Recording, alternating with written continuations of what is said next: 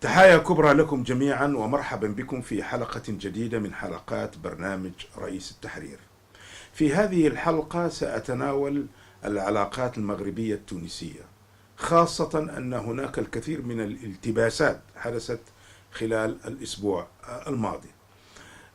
المؤكد بأن هذه العلاقات تعرف تردي وتعرف تدهور أدى إلى سحب السفير المغربي من تونس، وبالمقابل ردت تونس بقرار مماثل.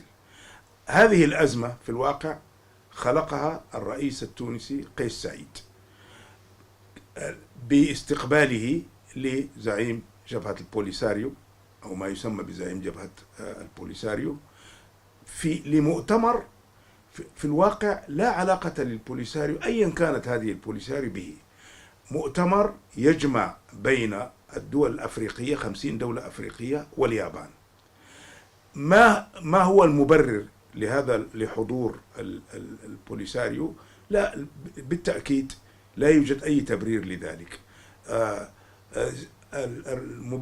مبادرة الرئيس التونسي على أساس أنه البوليساريو عضو في الاتحاد الإفريقي، علما بأنه اللقاءات أو المؤتمرات على غرار هذا المؤتمر تيكاد، أي هو عبارة عن منظمة إقليمية أو تجمع إقليمي، وهو التجمع الإفريقي الذي يتكون من 50 دولة أعضاء في الاتحاد الإفريقي مع إحدى الدول وهي اليابان.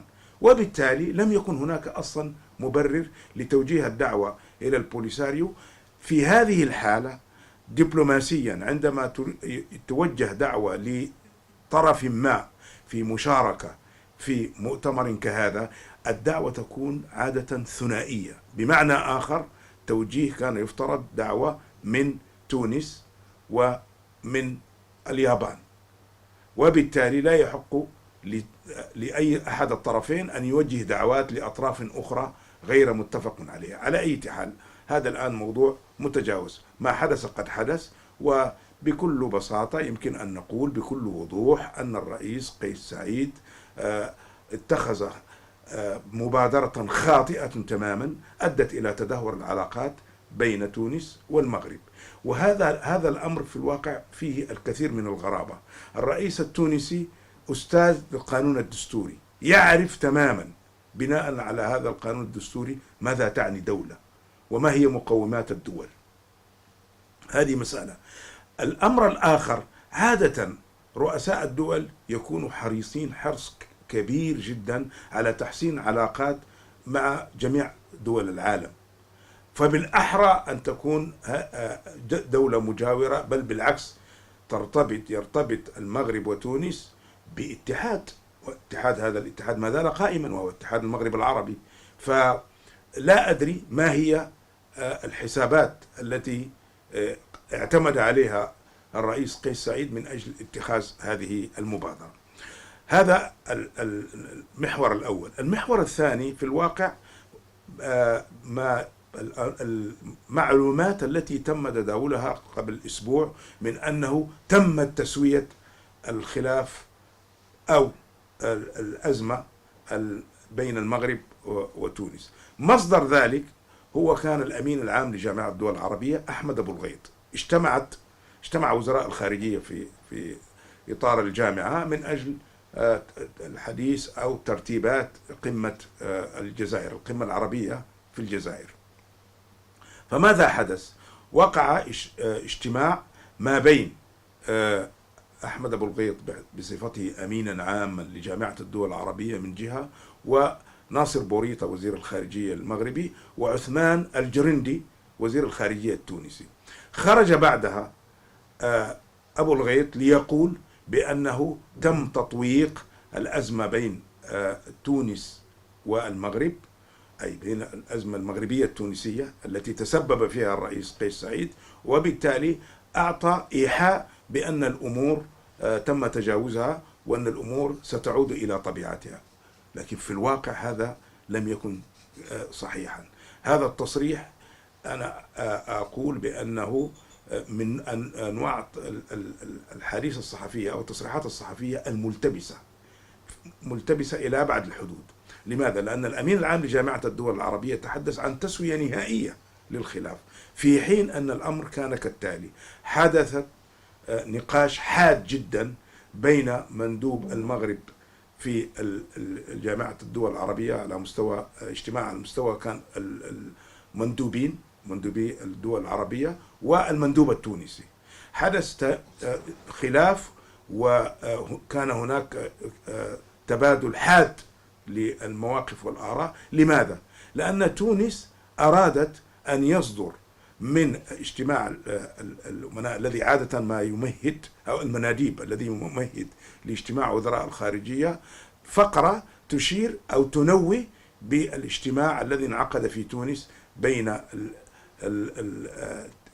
50 دولة إفريقية وأقحمت فيه البوليساريو، وبين اليابان، أي اجتماع تيكاد. بطبيعة الحال إذا كان سيصدر تنويه بهذا اللقاء وبنتائجه، معنى ذلك نوع من إضفاء الشرعية على وجود أو إقحام البوليساريو في ذلك الاجتماع. المغرب اعترض، وهذا شيء طبيعي، والأمر لم يعد فقط مجرد كلام بين أو نقاش، نقول نقاش بين المندوب المغربي والمندوب التونسي، بل وصل إلى حد التلاسن، أي بمعنى آخر استعمال لغة حادة في الحديث.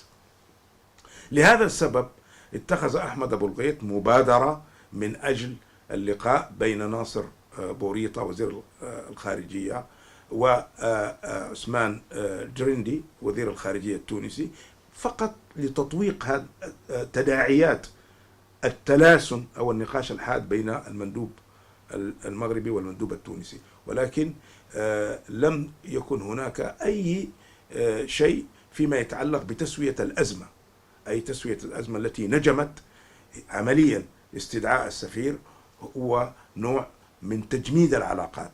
لا أقول قطع العلاقات، لأن قطع العلاقات مرحلة أخرى. فالآن عمليا العلاقات المغربية التونسية مجمدة، لم يتغير أي شيء.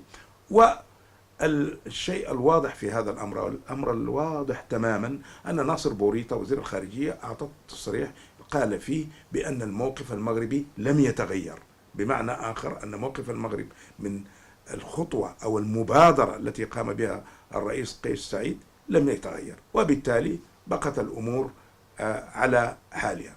هذه مسألة في غاية الأهمية.